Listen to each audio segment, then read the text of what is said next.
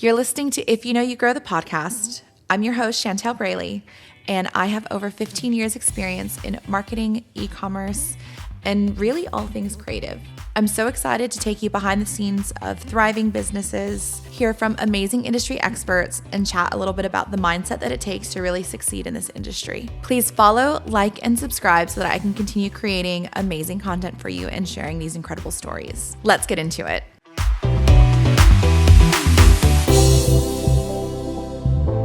We pressed record, right? Mm-hmm. Hey, everybody. Chantel here, and we're back with kind of like a weird episode. I feel like this was impromptu. So we were chatting and we realized this would be a disservice to not open this up to a wider chat and to chat with everybody. Mm-hmm. So I obviously don't have to introduce myself, but I will introduce you to the ladies. Actually, they're going to introduce themselves because it's easier. Here we go. Hey, everyone. My name's Atia, and that's all you're getting. Oh, okay. I'm super passionate about beauty. I'm your typical marketing girly. I love health, fitness, all the things, brands. I love deep diving into brands. If there's some news about a brand, I've probably seen it on Instagram and sent it to all my friends already. So I'm really excited to be here and have this like debate, quote unquote, today. Love that.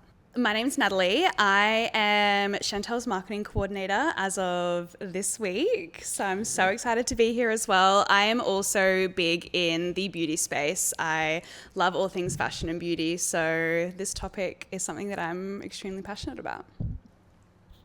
We also could only get one mic working. So you're just going to have to deal with, one, how this sounds, but also like we're literally playing past the parcel.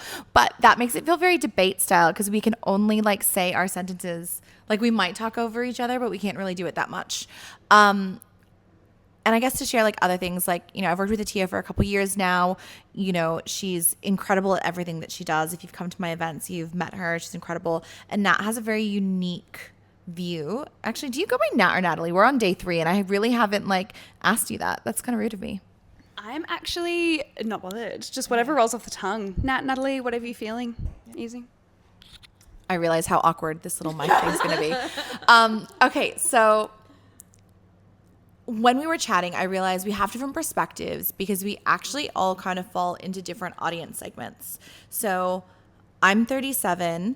Atia, you are 25. Okay. I so my problem is like you stay the age that you are when I meet you. So my brain 23. So yeah, so I'm like Atia's 23. So you're on the fringe, so it's fine.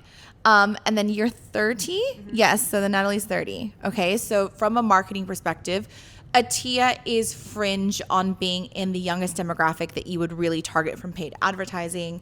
Then Natalie is in the demographic up. And then I'm in the next demographic.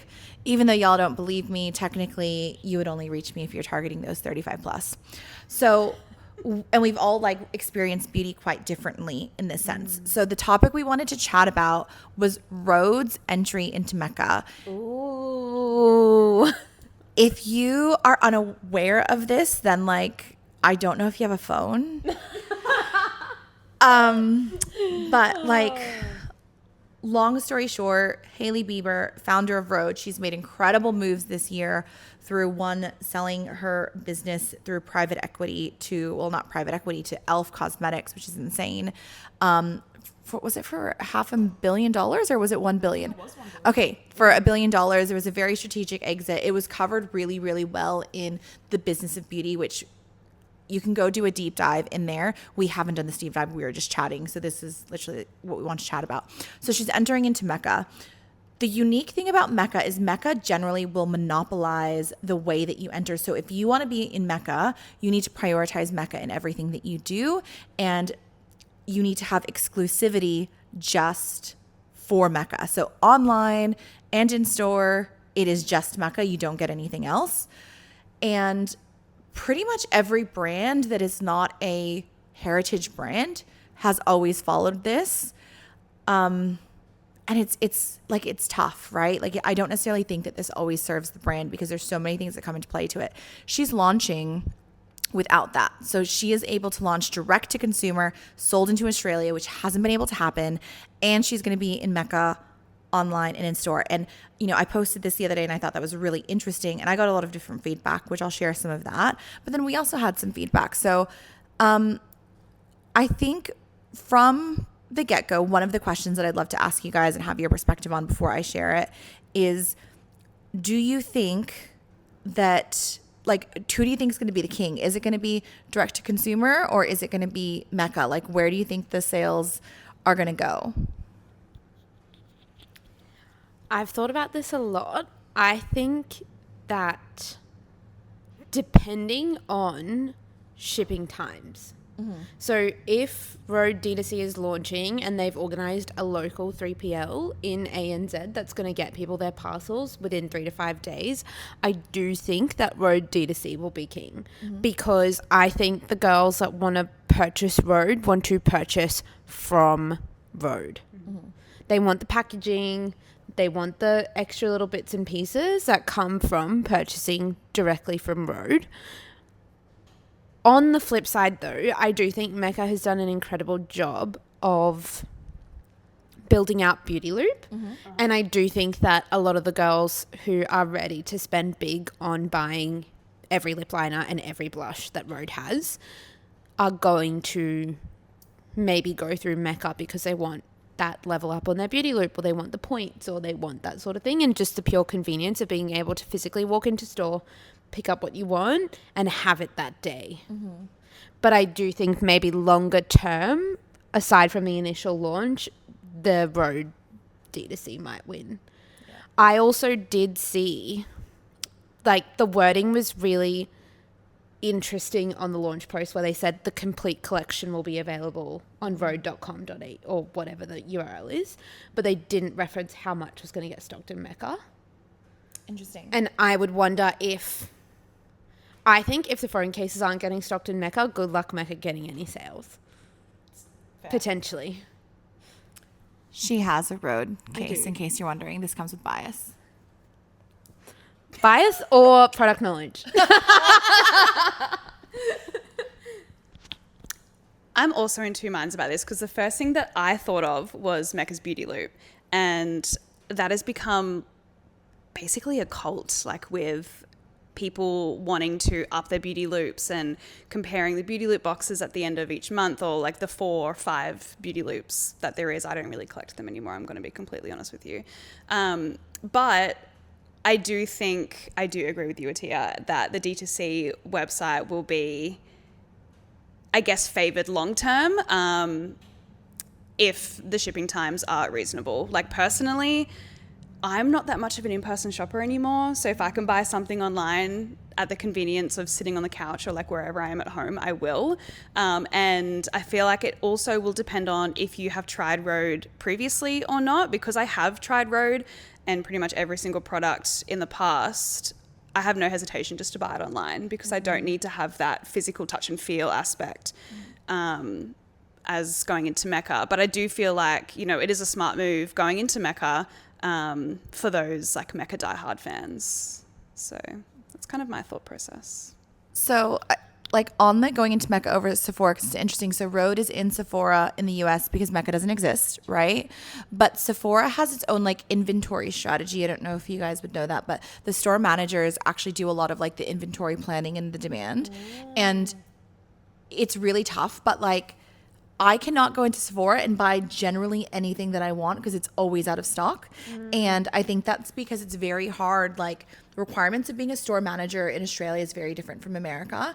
And so people I know who are store managers in Sephora in America actually have like a demand planning background, or they studied merchandising, or like a bachelor's degree is a minimum equivalent. And I'm not saying you need a bachelor's degree, but it means that they have additional level of like specialized training where it's just beyond like keeping the store functioning, it's keeping the store operational with appropriate quantities, right? So I think that would have been a bigger risk.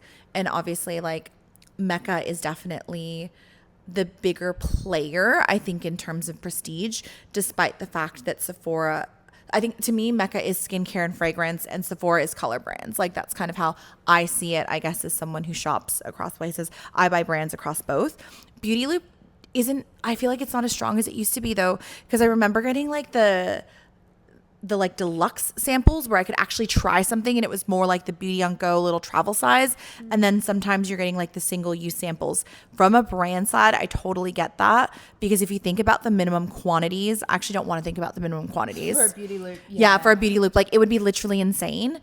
And they're like, what is the measurable ROI that's going to come back from it? That would be so hard to quantify. Yeah. But like Rhode D2C will probably be king in this. Also the limited edition stuff. I think she's done an excellent job of limited edition products, merch drops.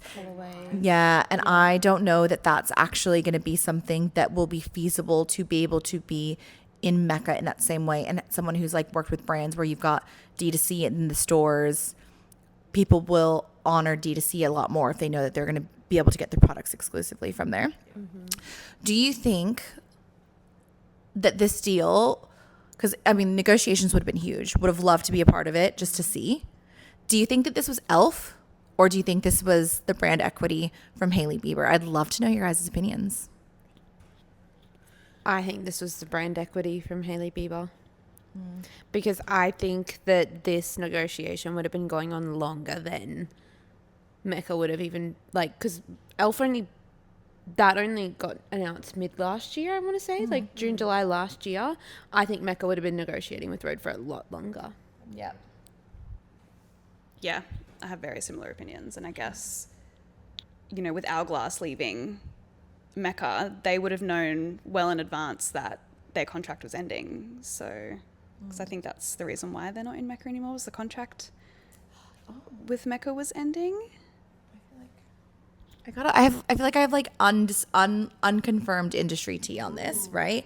And I've had this verbalized from people, but also I swear that I've read it. I just don't know where I've read it. But I think that like there was some type of contract breach on both sides by both parties because people, so like Hourglass was not allowed to sell into Australia.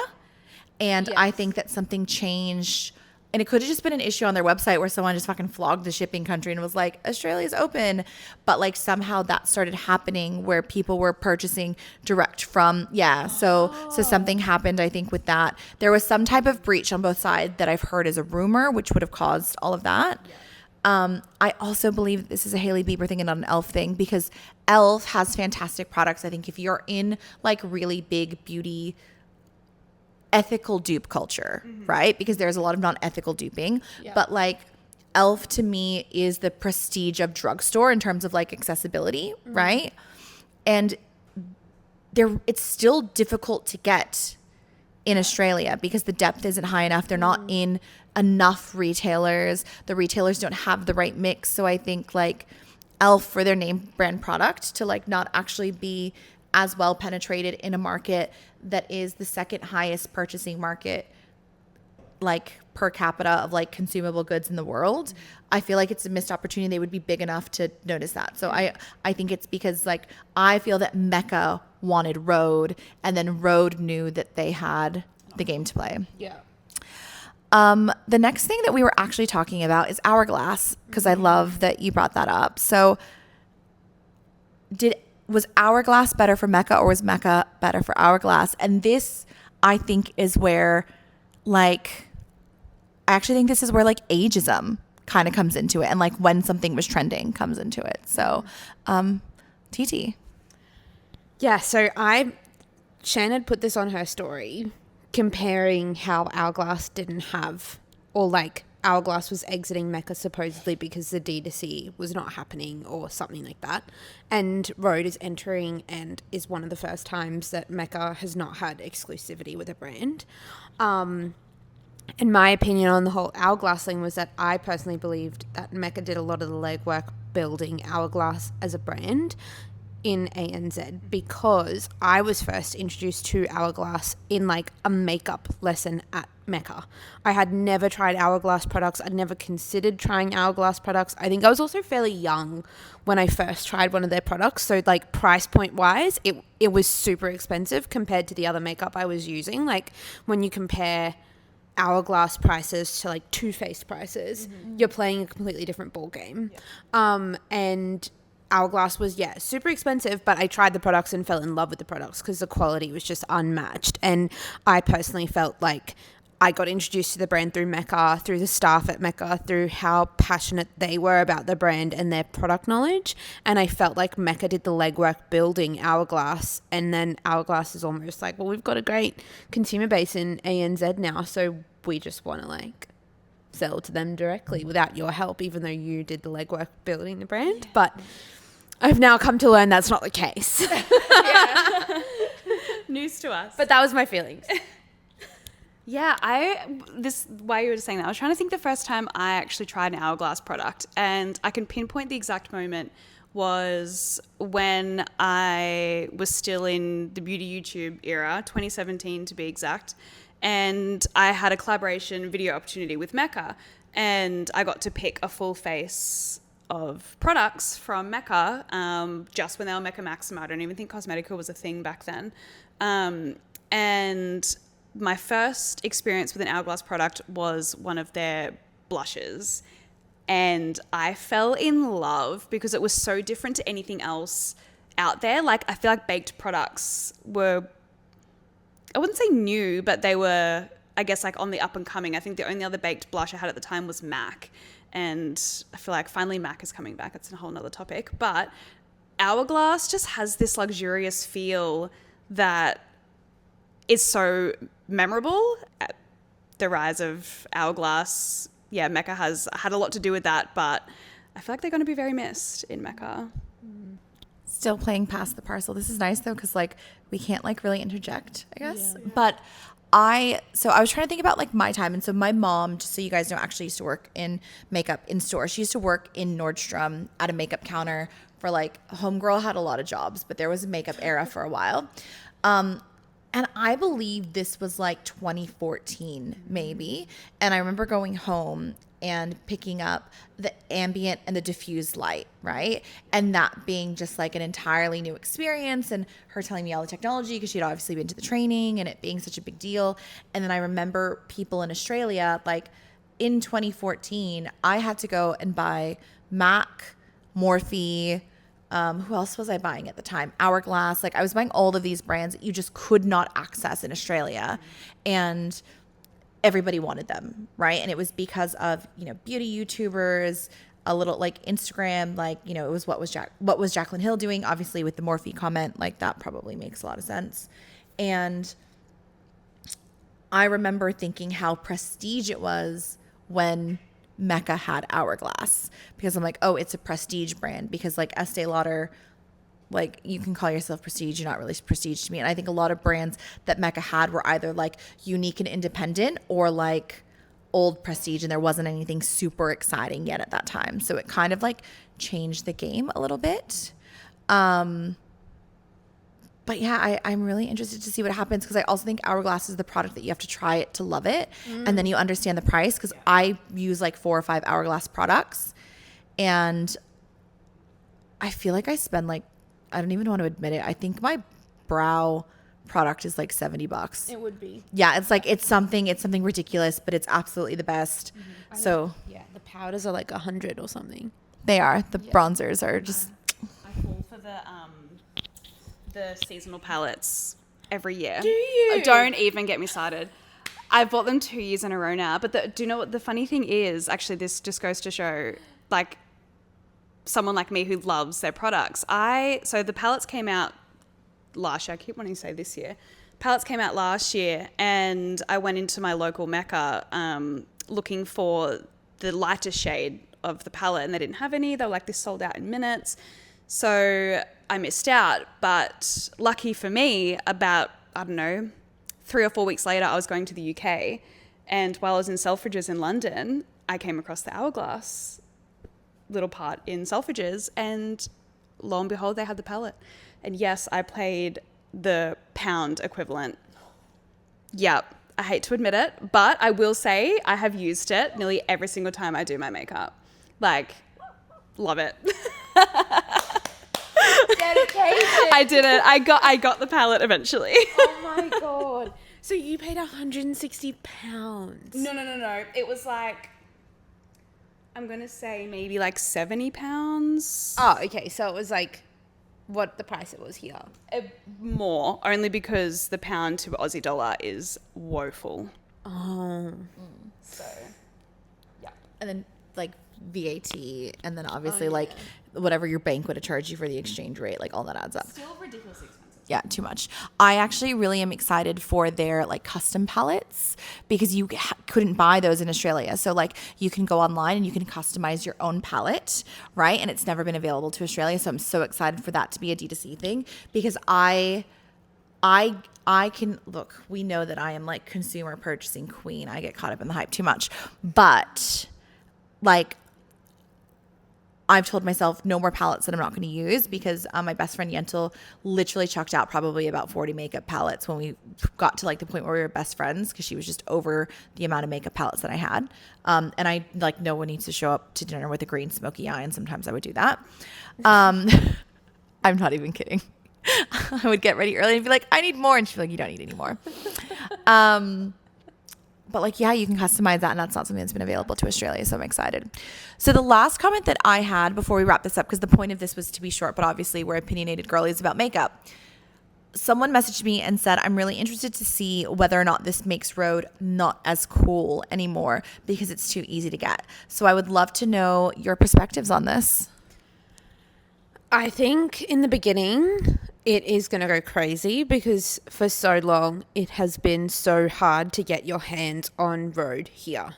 So I think that there will be an uptake in purchasing of the skincare line, specifically the skincare line, the glazing milk, the glazing mist I think is going to pop off, and of the little peptide lip treatments I think are going to pop off, and probably the phone case. But I do think it's going to very quickly become something that people maybe don't want to be having because everyone's got it. Yeah. As someone with a Rhode phone case, like I probably am not going to, not that I won't have it on my phone, but I won't have it on my phone all the time.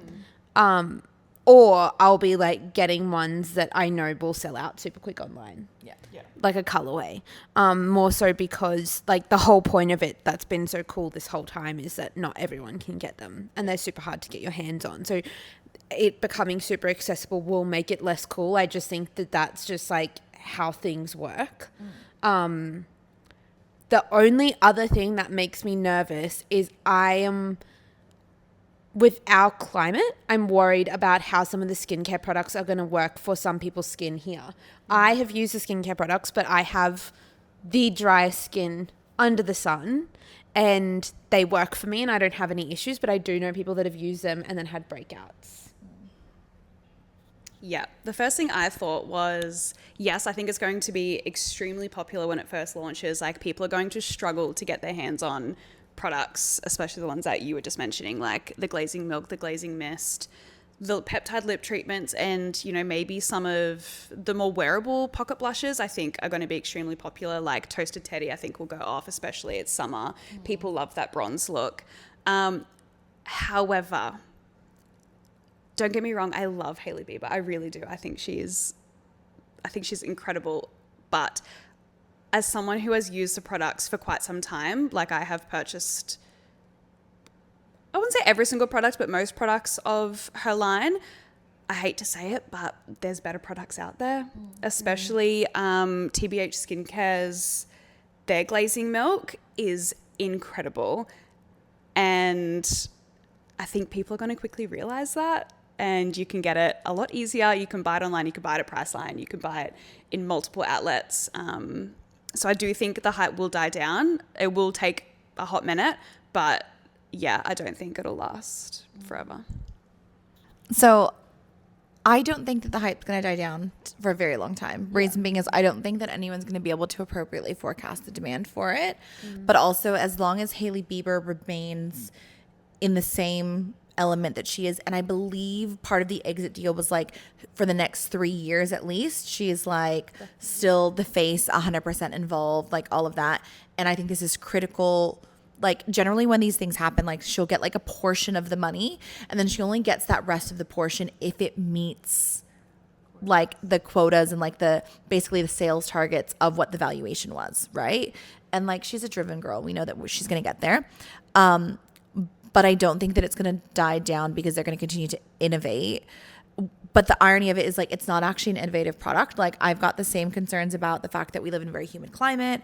Like, you know, maybe it'll work for people in Melbourne during certain times of year, like, but it's not going to hold up against the heat. And it uses words like, I love that Rhode really made the term peptide trendy, but it doesn't have actually anything in it that's active enough to really make a difference. So I think it just depends, but from a price point side, it's all actually quite cheap because it's not a premium product. It's just that she's a premium girl. So I think it'll take a while, for it to really die down. If it does die down, I think what will happen is I think Westman Atelier is going to feel it to start because people will no longer pay $80 for a blush when they can get it for less.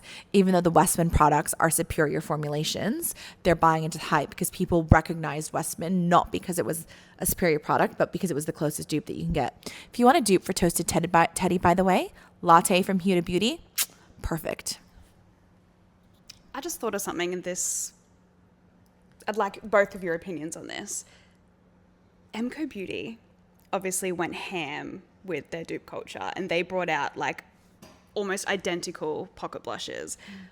Yes, they're affordable, but I'm not going to say they're like elf price affordable. Like a MECCA Beauty foundation is still upwards of $25 to $30. I don't know how much their blushes are because I haven't tried them, but the Rhode pocket blushes in Aussie dollars is about $42, I think. And if the MECCA Beauty blushes are what, by the high teens, maybe early 20s, I wonder if people will still fall into that dupe culture now that Rhode is accessible and they can get the real thing for like $15 odd more. I think, and this was the point that I forgot before, but I actually think a huge thing is going to be Rhode's entry price point here. Because at the moment, we're all just guessing what price it's entering in because we've purchased from the US site and directly converted the dollars, but they might not do that. Sometimes when brands enter... They're available online, the prices. Oh, already? Yeah. I was wrong. I get what you're saying. I get what you're saying, though. So I have a theory on MECCA. Like, I've got theories on everything, guys. Let's be honest. No, this will be really quick because it's actually about the pricing strategy, right? So I think that a MECCA Beauty customer who buys MECCA Beauty at full price would not recognize Rhode or wouldn't be into Rhode, and like they are a I buy my cosmetics at Woolies customer. Yeah. I think the person that will leave Rhode to go to MECCA Beauty is when they have those 40% off discounts, because that's when you see, like, because I've actually done that, and like, no hate to MECCA Beauty, but I know that their formulations aren't superior. You can walk up and down and say it's the fucking same. It's not the same, right? But like when their like Sol de Janeiro knockoff is 40% off, I'll buy a tub of that. Am I terrified of what's in it? 1,000%. But sometimes I just want to smell like a summer holiday. Yeah. I feel like we will do more of this because this actually probably went longer than we intended. But I hope you've enjoyed this. Is there anything else you guys want to say before we sign off? Okay. As chronic shopping females who have lots of opinions, expect these to kind of come up because I think we've got a lot to say and I want to start sharing more. Thank you so much for all the responses to the Instagram stories. I'll try to be on it a little bit more with sharing business opinions because I think my brain doesn't always turn off, and I love to hear what everyone has to say. Have a great week.